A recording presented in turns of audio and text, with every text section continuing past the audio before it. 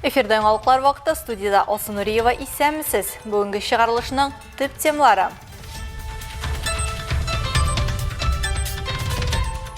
Ошы михнет шахитлері. Бүгін халықара фашист концлагер тұтқындарын азат ету күні.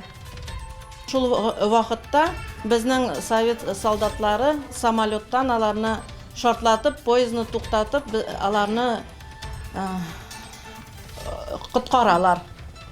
Шулай тұрып, ол біздің солдатларға іләгәлер алар.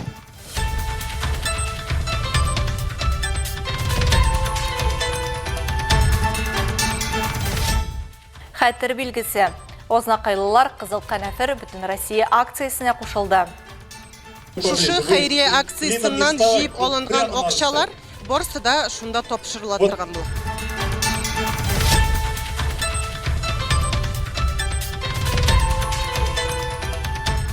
Буыннар рәхмәте.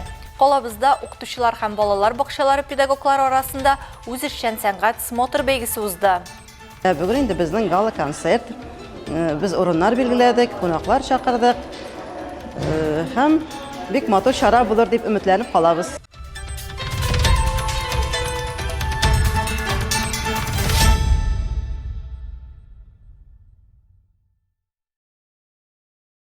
Бүйік ватан соғышы вақтында Германия һәм ул оккупацияләнгән илләр территориясендә 14 меңнән артык концлагер эшләве мәгълүм. Алар аша дөньяның 30 иленнән 20 миллион кеше узган. 5 миллион тирәсе элекеге СССР гражданнары. 12 миллионнан артыгы юк ителгән. Аларның 2 миллион тирәсе балалар. Бәлек булмаган һәр 10 тоткынның берсенә генә исән калу бәхете насыйп була. 1945 елның 11 апрелендә Германия территориясендәге Бухенвальд концлагере тоткыннары баш күтәрә. Соңрак әлеге дата Берләшкән Милләтләр Оешмасы карары белән фашист концлагерларыннан гетталардан тоткыннарны азат итү көне буларак билгеләп үтелә башлый. Истәлекле көн уңаеннан Әлмәттә яшәүче элекеге тоткыннар янына башкарма комитет җитәкчесе, ветераннар советы һәм социаль яклау вәкилләре килде. Нас закрыли, а мама там оставалась. Сугыш башланганда Маргарита Апраксинаға нибары 9 яшь була. 1941 елдан 1943 елга кадәр ул Брянск өлкәсенең оккупацияләнгән территориясендә тоткын була. Я все помню, хотя мы дети были, а все равно мы все помнили. Потому что это такое дело, когда освободили из концлагерей. 1943 елның августында аларны Псков өлкәсендәге концентрацион лагерьга урнаштыралар. Шул ук елның декабрендә Кызыл армия гаскәрләре аларны азат итә. Концлагерьдан аларны алып китергә теләгәндә, аларны поездга утыртып алып китәләр. Һәм шул вакытта безнең совет солдатлары самолеттан аларны шартлатып, поездны туктатып, аларны құтқаралар. Шулай тұрып, ул безнең солдатларга іләгәлер алар. С памятным днем вас поздравляю. И вам, моя хорошая. Ой, как хорошо. Вот решили вас навестить. Цветочки. Да, моя хорошая. Бәләкәй чагында лагерь газапларын Ольга Макарова да кичерә. Яшәү өчен зур көрәш барган сугыш чорында ачлыгын, ялангачлыгын гына түгел, җәбер золымын да күп күрергә туры килә. Вот очень молодая. Вы наш герой сегодняшнего времени. Вы, люди, прошедшие концлагеря, рассказываете молодому поколению, что такое война, как это тяжело в детском возрасте остаться без мамы, без папы. 8 лет мне было, Да, когда 8 началась лет, война. да. И война не объявлена еще была, нас уже бомбили. Вас уже бомбили совершенно. Ул Смоленск өлкәсендә туа. Сугыш башланганда 8 яшь була. 1943 елда әбисе, абыйсы һәм нибары 2 яшьлек апайы белән конвойчылар аларны вакытлыча пункт урнашкан Балтутино авылына кадәр озата. Нас еще вернули на улицу. По-быстрому собирались. Ну, я не знаю, что там они на улице, у нас много было, целые улицы было. Убежать никто не смог, потому что там собаки. Бер айдан соң аларны Смоленск өлкәсендә урнашкан концентрацион лагерьга күчерәләр. 1943 елның сентябрендә совет гаскәрләре аларны азат итә.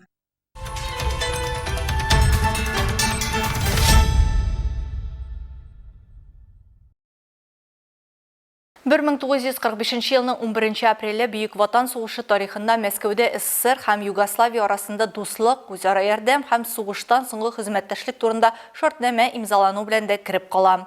Моннан тыш Словакияның Ружомберг шәһәреннән көнбатыштарак урнашкан 4-нче Украина фронты гаскәрләре Чехословакия һәм Румыния гаскәрләре белән берлектә хәрәкәт итеп Изге Мартин һәм Врутка тимер юл станциясын, алардан тыш тагын 40-тан артык торак пунктны азат итә. Совет армиясының авыр бомбардировщиклары Бреслау шәһәрендә дошманның хәрби сәнәгать объектларына һөҗүм ясый. Кызыл байраклы Балтык флоты авиациясе дошманның 11 транспортын, 2 мина йөртүче һәм 2 каравыл корабын батыра һәм зарарлый. Бу көнне барлык фронтларда дошманнарның 134 танкы һәм үз йөрешле орудиясе 9 самолеты юк ителә. Бөек җиңүгә 28 көн калып бара. Дошман Германиясын җиңүдә хәл иткеч рольне Татар нефтен ачуда уйный. 1943 елда шыгырда атылган беренче нефть фонтаны бөек җиңүгә өметне тагын да арттыра. Фронтларда барган авыр сугышларга тылда хезмәт фронтында кушыла. Бүген ул көннәрнең хатирәсе буыннан буынга күчеп тә саклана. Беренче нефтчеләрнең исемнәре музейларда да мәңгеләштерелгән. Шуларның берсе Лениногорск районының Зеленая Роща авылында урнашкан СССРның мактаулы нефтчесе Иван Губкин исемендәге Ленин премияләре лауреаты Рәфкат Мингареев музее. Ерак 1943 елда нефть разведчиклары бұраулаган атаклы беренче скважина Татарстандагы нефть ятмалары турында бөтен дөньяга хәбәр итә. 45 елда аны эшкәртү өчен республикада беренче эреләштерелгән нефть промыслы төзелә башлый һәм шунда ук нефтчеләр поселогы булачак Зеленая Роща авылына нигез салына. Елан кырга ирнең төрле төбәкләреннән нефтчеләр агыла. Араларында дипломлы белгеч Рәфкат Мингареев та була. Старший сын Мингареева. Музей ачылышына Мингареевның улы улы Сергей хатыны һәм кечкенә аны Елизавета белән килде. Музейдагы бюстны күргәч, алар гаҗәпкә калды. Шундый кечкенә авылда әтисен истә тотулары алар күз алдына да китерә алмавын әйткәннәр иде. Бюст, который сказали, как будто вот вылитый, это его отец, и у него даже вот прям слезы навернулись на глазах, и он нас поблагодарил всех, что мы чтим память его отца. Он даже не подозревал, что в таком маленьком селе, в таком музее так чтут память его отца. Рәфкат Мингареев исемендәге музей 2010 елда Татнефть компаниясе тарафыннан ачыла. Ул Совет инженер-нефтчесе Ленин премиясе лауреаты исеме белән бәйле истәлекләр аша татар нефтенең барлыкка килү тарихын саклый. Мингареев хәзерге Башкортстан Республикасы Дәүләкән районы Дәүләкән авылында туа. Мәдрәсәдә башлангыч мәктәптә укый. Уфада 7 еллык мәктәпне тәмамлагач, Стәрлетамак нефть техникумында белем ала. Хәзер ул Ишембай нефть көллияте. Соңрак Иван Губкин исемендәге Мәскәү нефть институтын тәмамлый. Аны авыл халкы яхшы күңелле, тәрбияле, укымышлы итеп истә калдыра. Бирегә ул инде тәҗрибәле белгеч буларак 1945 елда килә. 49 елга чаклы бүлек начальнигы директор ярдәмчесе, баш инженер, Шыгыр эре нефть промыслы директоры булып хезмәт итә. А другой мой дедушка со стороны матери, Кудряшов Сергей Ананьевич. Әнием ягыннан бабам Кудряшов Сергей Анатольевич Бөек Ватан сугышын узгач, туган авылы Спиридоновкада яшәгәндә Рәфкат Шаһимәрдан улы белән эшли. Соңыннан Мингареев Советлар Союзының нефть сәнәгате министры урынбасары булгач, минем бабам аның белән аралашып яши. Мәскәүдә булганда һәр вакыт очрашып торалар. Ул үзенең элекке хезмәткәренә һәр вакыт дустана мөнәсәбәттә булган. Всегда он относился так вот к своему бывшему работнику дружелюбно, да, и с пониманием всегда. Были они дружны. Рәфкат Мингареев ромашканы ятмаларын эшкәртүдә дә зур роль уйный. Ул контур эчендәге су басу системасын эшләүдә актив катнаша. Бу системаны гамәлгә кертү һәм алга таба камилләштерү белән җитәкчелек итә. Шуның өчен Ленин премиясенә лаек була. Шуңа да алда югары үрләр көтүе гаҗәп түгел. Шыгыр эре нефть промыслыннан аны Татбур нефть треста директоры, аннан Баулы нефть треста идарәчесе, Әлмәт нефть идарәсе начальнигы итеп күчерәләр. Рәфкат Мингареев Татнефть берләшмәсендә баш инженер, Татсов нархоз нефть сәнәгате идарәсе башлыгы, Татнефть берләшмәсе җитәкчесе, аннан Советлар Союзының нефть чыгару сәнәгате министры урынбасары булып эшли. Ленин орденым 4 тапкыр хезмәт кызыл байрагы ордены белән бүләкләнгән. Бик күп сугышчан бүләкләргә ия Рәфкат Мингареевны беренче нефть промыслының атасы дип тә атыйлар. Бүген аның истәлекләрен Зеленая Роща авылындагы музей хезмәткәрләре кадерләп саклый. Биредә ветеран нефтьчеләр белән очрашулар уза. Мәктәп укучылары һәм яшьләр дә музейга эзне суытмый. Радифа Нугманова, Олег Павлов, яңалыклар вакыты, Луч, Әлмәт телекомпаниясе.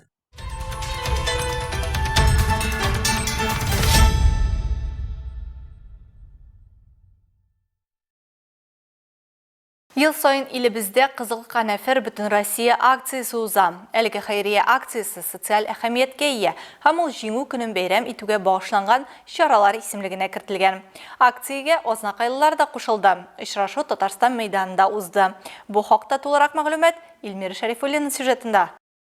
Бу акцияны Буыннар хәтере хәйрия фонды инде 2016 елдан бирле уздыра. Бу эштә җиңү волонтерлары, көмеш волонтерлар ярдәм итә. Игелекле гамәлне районның яшьләр үзәге, алдынгылар хәрәкәте, мәгариф бүлеге дә күтәреп ала. Безнең 10 апрельдән башлап 22 июньгә кадәр Кызыл Канәфер дигән шушындый хәйрия акциясы үтә. Шушындый значокларны алып, шәһәр халкы, балалар, яшәүчеләр, ветераннарыбыз, волонтерларыбыз, ветераннарга кирәк яраклар алырга дарулар, коляскалар, ишетү аппаратлары. Шушы хәйрия акциясыннан җыеп алынган акчалар барысы да шунда тапшырыла торган була. Катнашучыларны район башлыгы урынбасары Роза Галиева сәламләде. Благодарны нашим родным и близким, отцам, дедам, за ту победу, которую они ковали в 1941-45 годах. Акциянең максаты Бөек Ватан сугышы ветераннарына медицина ярдәме күрсәтү өчен акча җыю. Аның кысаларында ветераннарга рәхмәт йөзеннән бөтен Россия буенча игъанә өчен Кызыл Канәфер рәвешендә значоклар таратыла. Азнакайда да игелекле чарага мәктәп укучылары да, оешма, учреждениеләр җитәкчеләре дә, ветераннар да килгән. Кирәкле чара дип уйлыйбыз, һәм менә бердәм рәвештә, актив рәвештә шушы кызыл гвоздикаларны алып, безнең ветераннарыбызга төрле мохтаҗ кешеләребезгә ярдәм итү өчен шушы акчаларның файдасы тияр дигән теләктә калабыз. Фонд адреслы гына түгел, сугыш ветераннары госпитальләренә һәм профильле социаль учреждениеләргә хәйрия ярдәме күрсәтеп, тулаем ветераннарга медицина хезмәтләре күрсәтү системасын яхшырту өстендә дә эшли. Тиздән олы бәйрәм, бөек җиңүнең 80 еллык юбилеен каршы алабыз. Истәлекле көннәрдә Кызыл Канәфер билгесен таккан һәркем ветераннарга, батырлык үрнәге күрсәткән каһарманнарга хөрмәтен белдерә ала. Илмира Шәрифуллина, Рөстәм Акбаров, яңалыклар вакыты, Луч, Әлмәт телекомпаниясе.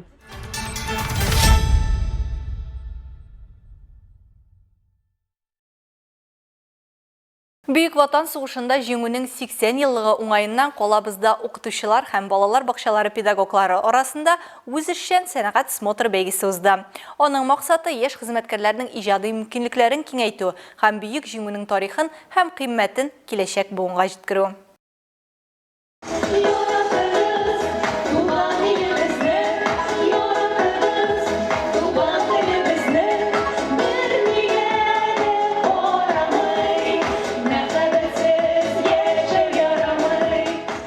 Мәгариф идарәсе яшь хезмәткәрләре арасында уза торган традицион смотр бәйгенең максаты туган илгә мәхәббәт, аның батырларына булган хөрмәт билгесе. Илебездә Бөек Ватан сугышы кермәгән бер генә гаиләдә юк. Шуңа күрә сәхнәдә башкарылган һәр чыгыш беренче чиратта әби-бабаларыбызның якты истәлеген яңарту.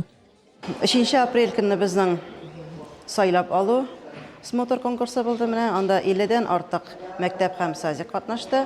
Бүген инде безнең гала концерт. Biz урыннар билгеләдек, кунаклар чакырдык. Һәм бик матур чара булыр дип өметләнеп калабыз.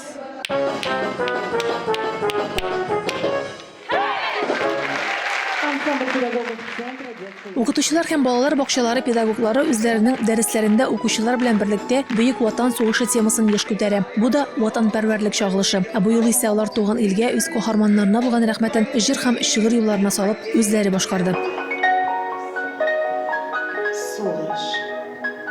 Нинди авыр, мәхшәтле сүз бу. Гүзәл Шакирова бәләкәч балалар бакчасы музыка педагогы. Бәйгедә бик теләп катнашам, чөнки бу тыныч тормыш бүләк иткән халкыма ихтирам һәм рәхмәт билгесе, ди ул.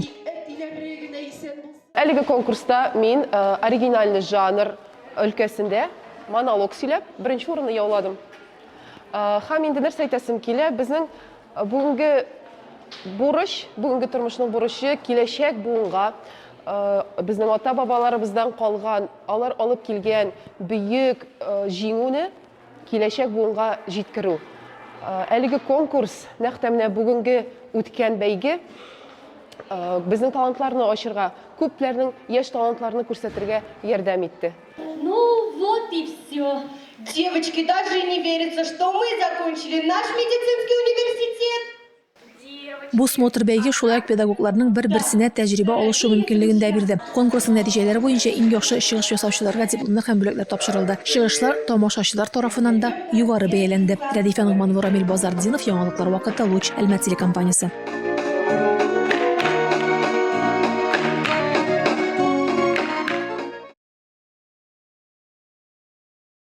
10 апрель Зинаида Волкова үзенең 90 яшьлек юбилейын билгеләп үтте. Аның өлешенә авыр сугыш һәм сугыштан соңгы еллар туры килүгә карамастан, ул сынмый һәм сыгылмый, якты күңелле кеше булып кала. Юбилей көнендә матур теләкләрен җиткерергә аның янына элекке хезмәттәшләре, ветераннар советы вәкилләре, туганнары һәм күршеләре килә. Җылы һәм матур бәйрәмдә без дә булып кайттык. Жизнь дана каждому, а и старость только избрана, а вы избраны Богом. Живите дальше, радуйтесь. 90 еллык ömür бәйрәме үзе бер тарих. Кунакларның игътибар үзәгендә булган Зинаида Волкова ветераннар советы һәм элекке хезмәттәшләре котлавын шатланып кабул итә. Зинаида Григорьевна белән бергә эшли башладык. Зинаида Григорьевна бик ярдәмчел. Безгә проблема иде теге яңа кергәннәргә жалобаларга ответ язу самый проблемный иде.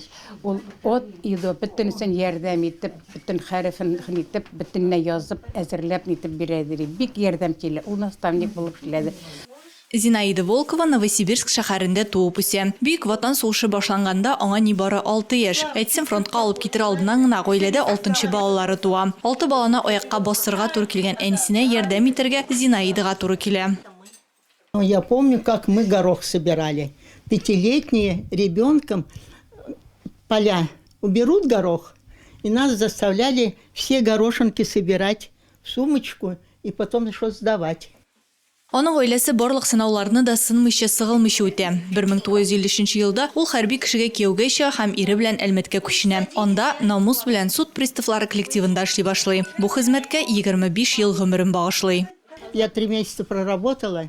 Мин 3 ай суд башкаручысы булып эшләдем. Бер юл ревизия белән министрлыктан килгәннәр иде. Алар да эшне тиз үзләштерүемә гаҗәпләнде. Эшемне бик яратып башкардым. Коллективым да бик яхшы иде. Это ужас. Потом старшим я работала, депозит вела, денежные. Юбилер үз балалары өчен дә үрнәк. Кызлары балачакны җылы хатирәләр белән искә ала һәм бүгенгә кадәр кыйммәтле киңәшләре һәм ярдәме өчен рәхмәт белдерә.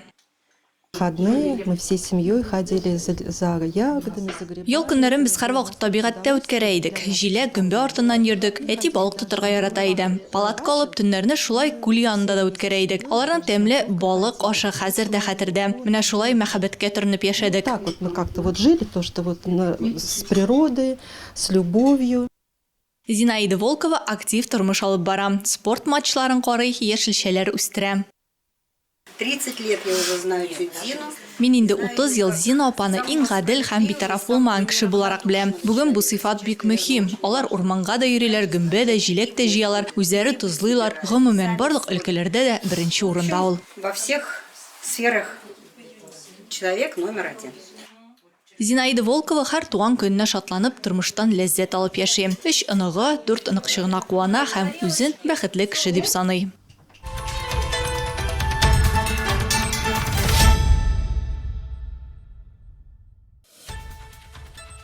Бүгінгі шығарылышта шулар иде. Мин Алсу Нуриева һәм монтаж операторы Динара Гайнетдинова сезнең белән саулашабыз. Исән сау булыгыз.